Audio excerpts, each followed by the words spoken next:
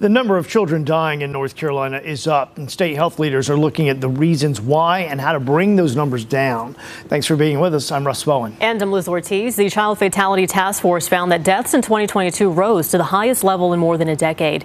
CBS 17's Maggie Newland is digging deeper and joins us live now. Maggie. Liz and Ross, police here in Raleigh as well as Durham have both been called to shooting deaths involving children just within the last month. Today, state health leaders talked about how to prevent gun violence, but also how to keep children safe and healthy from birth.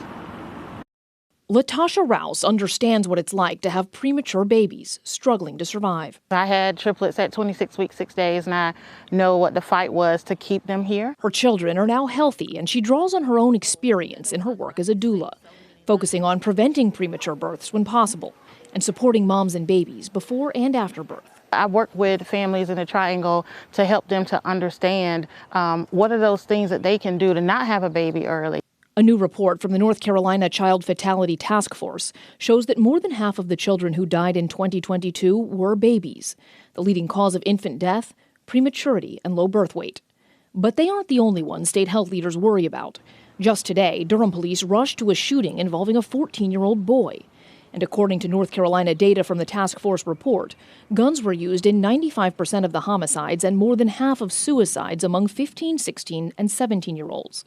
The task force recommends focusing on safe gun storage. Rouse, who's on the board of directors of the American Board of Pediatrics, agrees. Those lockboxes save so many lives, and not just in those accidental situations, but also in suicide. After an 8% increase in child deaths in North Carolina between 2021 and 2022, she hopes to see those numbers go down in the future. Now, a lot of this at some point comes to policy. So there are opportunities for supporting doulas.